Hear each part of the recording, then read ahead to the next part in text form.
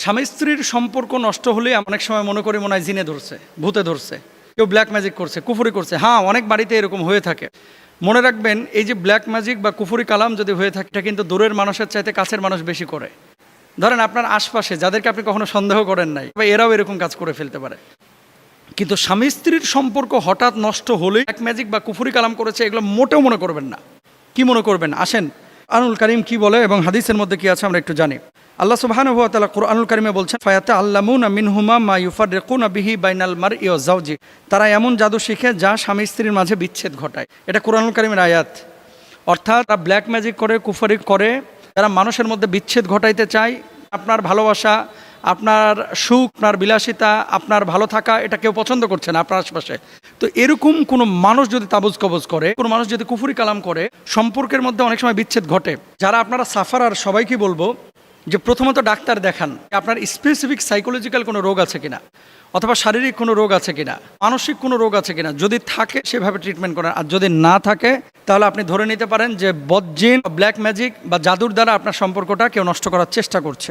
আছে না যে হাজব্যান্ড আপনার কাছে কিছু একটা আশা করছে, তার বাপের বাড়ি থেকে কিছু একটা দিতে হবে, স্ত্রী আপনার কাছে কিছু আশা করছে, ডায়মন্ড একটা নাকফল কিনে দিতে হবে, 2 ভরি সোনা দিতে হবে, এরকম কিন্তু অনেক সময় হয়।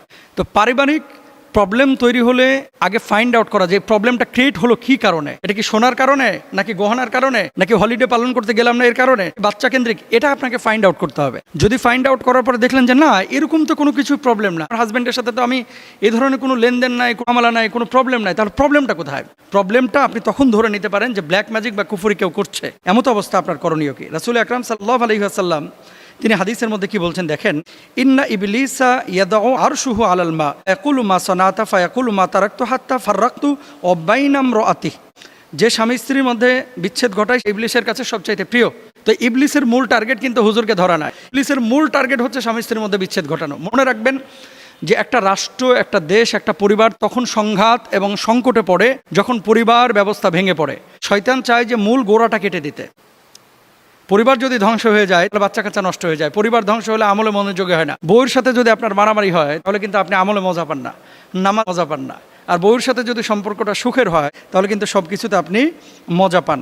এবার আসে কেন এই সম্পর্কগুলো ব্ল্যাক ম্যাজিকের পরে, কি কারণে এই যে ইফেক্টগুলো পড়ে, কালো জাদু করে, তাবিজ কবজ এগুলো করে মানুষের মধ্যে একটা প্রভাব করে।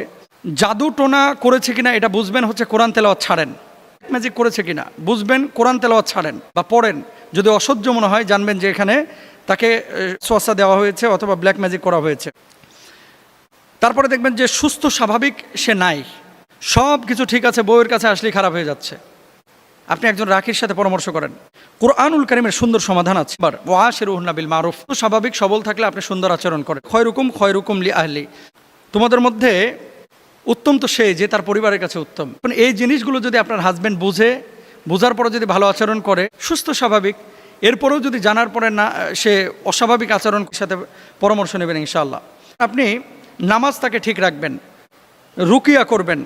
রুকিয়া বলতে রুকিয়া সেন্টারে গিয়ে কথা বলবেন নিয়মিত আপনার হাজব্যান্ডের সাথে, স্ত্রীর এবং স্ত্রীর সাথে হাজব্যান্ডের দ্বিপাক্ষিক কথা, বোঝাপড়া, মশওয়ারা ভিত্তিক চলাফেরা, এটা জরুরি। ক্ষমা করতে শিখবেন ইনশাআল্লাহ, যে ভুল করেছে আমি ভুলটাকে ক্ষমা করে দিলাম। এখন এই ব্ল্যাক ম্যাজিক থেকে বাঁচার জন্য কিন্তু আপনি ডাক্তারের কাছে গেলে এটা বাঁচতে পারবেন না। কি করতে হবে? অনুনাজ্জিলু মিনাল কুরআনি মা হুয়া শিফা। কোরআনের শিফা আপনাকে নিতেই হবে। ব্ল্যাক ম্যাজিক কাটানোর জন্য যে আমলগুলো আছে, ফেসবুকে আমাদের প্রচুর লেখা আছে এবং আমলগুলো আছে, সেই আমলগুলো আপনারা করবেন। আর যারা এই ধরনের কাজগুলো করে, যে সমস্ত হাজব্যান্ডকে অথবা স্ত্রী ব্ল্যাক ম্যাজিক বা কুফরি কালামগুলো করে, এরা মূলত কাফের বেঈমানের মতো মরে এবং এরা জাহান্নামে যাবে, এরা স্থায়ী জাহান্নামে থাকবে, এদের জান্নাত নেই। আল্লাহ তাআলা মাফ করুক, বুঝার তৌফিক দান করুক।